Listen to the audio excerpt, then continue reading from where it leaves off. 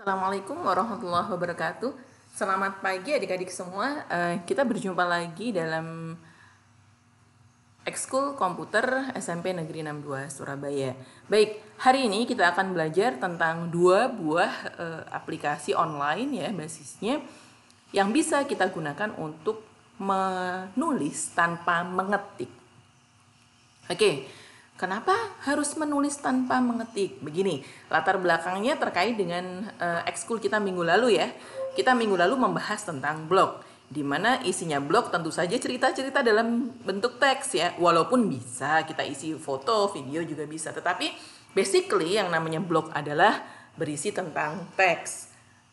Entah itu teks tentang catatan perjalanan atau tentang ilmu yang adik-adik pelajari selama sekolah dan sebagainya. Nah, tetapi sayangnya ketika saya lihat jawaban adik-adik semua lewat Microsoft Teams tentang keinginan untuk membuat blog, ternyata hanya 50-50 ya, separuh nggak ingin bikin blog gitu. Nah, ketika saya runut lagi, ternyata hal itu terkait sekali dengan hobi adik-adik ya. Ternyata 50-50% juga antara yang suka menulis dengan yang tidak suka menulis. Kalau yang suka menulis, it's okay, tinggal dilanjutkan ya. Blog yang kita buat kemarin, tinggal diisi, ya sudah itu menjadi blog adik-adik semua.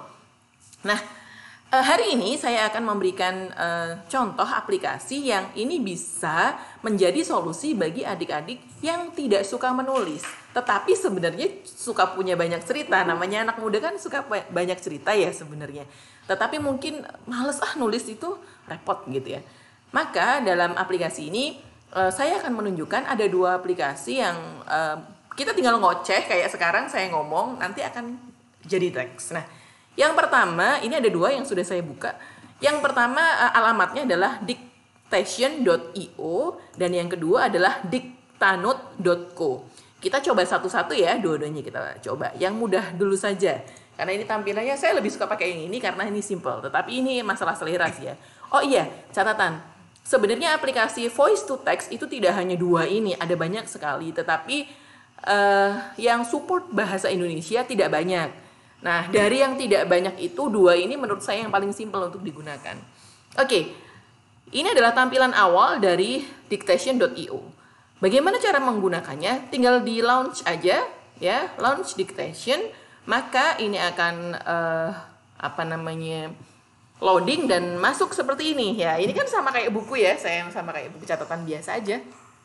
Kemudian di sini sudah ada di atas itu sudah ada menu-menu untuk melakukan edit kalau memang kita perlu mengedit. Sedangkan di tengah di wilayah kertas ini adalah nanti akan muncul tulisan tentang apa yang kita omongkan. Kita praktekkan aja ya. Kita coba caranya. Caranya mudah sekali. Kita klik start.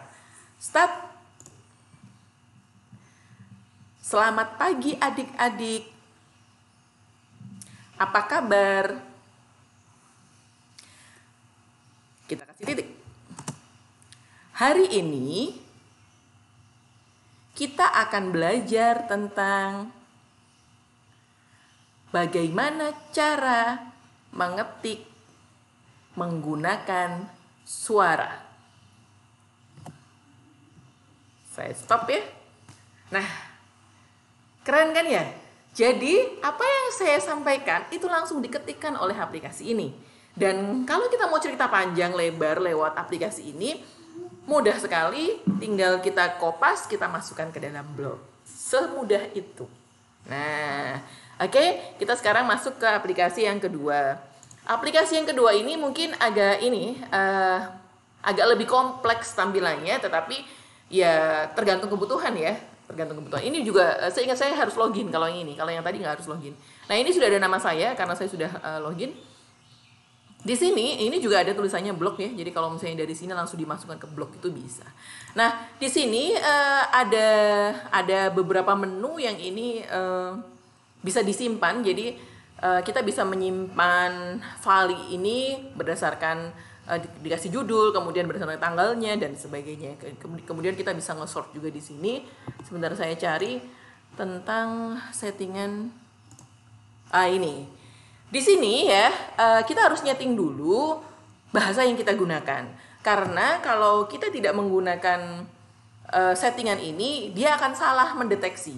Nanti jadinya error semua. Oke, kita cek dulu ya. Kita biarkan dulu ini pakai English seperti ini. Saya coba, saya start sama kayak tadi. Jadi aplikasi-aplikasi seperti ini selalu punya tombol start, entah itu bentuknya tombol seperti ini ataukah menggunakan icon mikrofon seperti ini. Oh iya, saya lupa. Di sini juga ada settingan untuk bahasa Indonesia atau bahasa Inggris, tetapi saya lupa di sebelah mana. Ini sudah saya setting yang bahasa Indonesia. Sebenarnya ini juga defaultnya biasanya bahasa Inggris. Sebelah mana ya? Saya lupa. Oke, kita back coba voice comment. Oh, di sini. Nah, jadi pertama yang kita gunakan adalah klik bahasanya dulu, kemudian baru kita ini voice dictation-nya baru kita klik, baru kemudian kita launch. Nah, di awal memang ini sudah saya setting bahasa Indonesia. Jadi ini sudah mudah sekali. Nanti kalau bahasa Inggris nasibnya akan seperti ini. Nah, ini kita contohkan yang ini ya. Kalau kita nasibnya kita pakai settingan bahasa Inggris tapi kita ngomong pakai bahasa Indonesia, yang ada akan error dia. Kita coba start. Bukan error sih, tapi aneh. Selamat pagi adik-adik.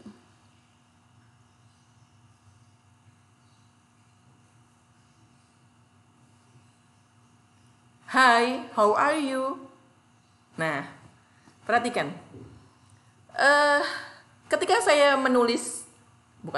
ketika saya ngomong selamat pagi adik-adik, dia tidak mengenali. Tetapi ketika saya menggunakan bahasa Inggris, dia langsung nulis ya. Nah, manolis itu apa gitu kan ya? Bukan itu kan padahal yang kita maksud. Nah, saya ngoceh gitu kan di atas, perhatikan dia memaknainya pakai bahasa Inggris. Padahal dari tadi saya ngomong pakai bahasa Indonesia kan. Nah, itu dia ngomong apa aja. Nah, seperti itu. Oke, kita setting dulu pakai bahasa Indonesia biar sesuai dengan apa yang kita inginkan. Nyetingnya mudah sekali, diklik ini ya di bawah button warna hijau ada tulisan setting. Kemudian di sini mudah sekali, kita tinggal klik dan ini akan ada pilihan bahasa Indonesia. Kemudian sudah, maka ini kita delete dulu. Ya, kita stop dulu sebentar biar dia punya waktu buat refresh. Karena ini khusus untuk aplikasi-aplikasi seperti ini karena online, kadang-kadang settingan yang kita masukkan belum langsung ke refresh. Oke, kita tunggu. Sekarang kita mulai ya. Selamat pagi adik-adik. Nah, perhatikan. Dia sudah mengerti apa yang saya katakan dalam bahasa Indonesia. Dan dia langsung menuliskannya ke dalam teks yang ada di layar. Saya bilang dia nggak paham. Ditulis ya, karena kita pakai bahasa Indonesia. Nah, jadi kalau adik-adik pengen nulis blog yang panjang tapi males ngetik, aplikasi ini adalah solusi. Adik-adik tinggal ngoceh, setelah itu perbaiki tanda bacanya, titik koma, kemudian di copy, kemudian di post ke blog. Titik. Nah, kalau kita suruh titik, dia bilang titik, coba. Kan? Koma. Dia langsung ngasih koma. Baik. Semudah itu ya, semoga bermanfaat. Silakan dicoba. Sampai ketemu nanti di Zoom siang nanti. Kalau ada yang mau ditanyakan, nanti kita diskusikan via Zoom. Demikian video singkat saya pagi ini. Semoga tetap semangat untuk belajar dan juga tetap menjaga jarak untuk menjaga kesehatan kita semua. Pandemi belum berakhir, kita harus tetap sehat dan tetap semangat. Saya akhiri. Assalamualaikum warahmatullahi wabarakatuh.